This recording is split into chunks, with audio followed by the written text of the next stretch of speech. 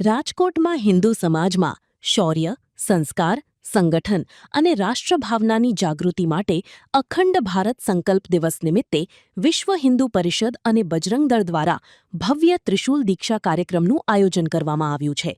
આવતીકાલે સાંજે 7 કલાકે નાગર બોર્ડિંગ, વિરાણી ચોક, ટાગોર રોડ ખાતે યોજાનાર આ કાર્યક્રમ દ્વારા યુવાનોમાં શિસ્ત, સાહસ અને ધર્મરક્ષાનો સંકલ્પ મજબૂત બનાવવામાં આવશે. આ પ્રસંગે સૌરાષ્ટ્ર પ્રાંત બજરંગ દળના સહસંયોજક અમિત જાદવાણી, અખાડા નિષ્ણાત વિપુલ અગ્રાવત અને પુ કશ્યપ મહારાજ ઉપસ્થિત રહી યુવાનોને માર્ગદર્શન અને આશીર્વચન પાઠવશે. દીક્ષા ગ્રહણ કરનાર યુવાનોએ પોતાની પહોંચ અને આધાર કાર્ડની નકલ સાથે લાવવી ફરજિયાત છે.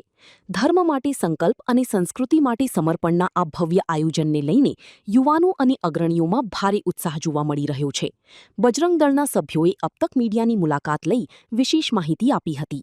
હર્ષ વાસુદેવભાઈ મુત્રેજા છે. રાજકોટ વિભાગ સહસહયોગની જવાબદારી નિભાવું છું.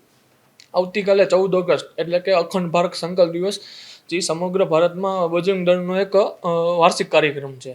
અખંડ ભારતનો સંકલ્પ એટલા માટે બજરંગ દળ લે છે કે 14 ઓગસ્ટ 1947માં જ્યારે આપણા દેશના 2 ભાગલા પડ્યા ત્યારથી લઈને અત્યાર સુધી જે આપણે અખંડ ભારતની જે આપણે કલ્પના કરીએ છીએ એ બાબતે આપણા બજરંગ દળ સમગ્ર દેશભરમાં કાર્યક્રમ કરે છે. હવે રાજકોટમાં જોવા જઈએ, રાજકોટ મહાનગરમાં તો આવતીકાલે આપણે એક ભવ્યથી ભવ્ય ત્રિશુલ દીક્ષાનો કાર્યક્રમ કરવા જઈ રહ્યા છીએ. ત્રિશુલ દીક્ષાનો કાર્યક્રમ આપણે નાગર બોર્ડિંગ વિરાણી ચોક પાસે છે, એમાં આપણે કાર્યક્રમ રાખેલો છે. સમય સાંજે 7 થી 9 છે. તો હું રાજકોટ મહાનગરના જેટલા તમામ યુવા કાર્યકર્તાઓ છે કે યુવા છે એને બજરંગ દળમાં જોડાવા માટે આહવાન કરી રહ્યા છીએ.